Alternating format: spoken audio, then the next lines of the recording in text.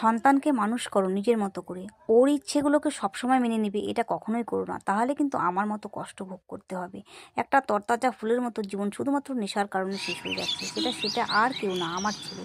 একদিন আমি নেশামুক্ত কেন্দ্রে রাখার সিদ্ধান্ত নিলাম। ভোর তখন 6টা বাজে।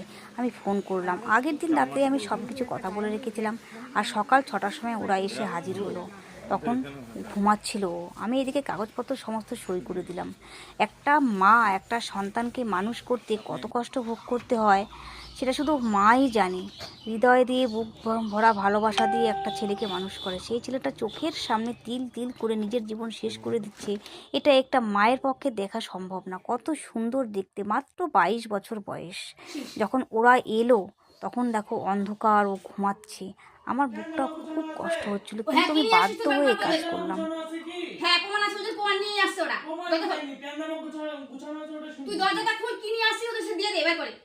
দরজার সামনে সবাই দাঁড়ায় আছে ওকে নিয়ে যাওয়ার জন্য, কিন্তু ওকে বের করতে পারছিলাম। নানা রকম মিথ্যা কথা বলে ওকে বের করলাম। তারপর বের করা মাত্র ওকে সবাই মিলে ওরা ধরে নিয়ে চলে গেল। যখন নিয়ে যাচ্ছিল তখন সত্যি আমার ভীষণই কষ্ট হচ্ছিল, কিন্তু আমি তবুও ভগবানের কাছে প্রার্থনা করছিলাম, ভগবান ও যেন ভালো হয়ে বাড়িতে আসে। কারণ অনেক কষ্ট করে মানুষ করছি ছোটোবেলা থেকে।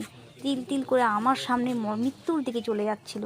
আমি সহ্য করতে পারছিলাম না, তাই এই কাজটা আমি করলাম। এরকম অনেক পরিবার আছে যাদের বাড়িতে একটা সন্তান নেশার কারণে শেষ হয়ে যাচ্ছে। তাদের মায়েরাও ঠিক আমার মতো কষ্ট পায়।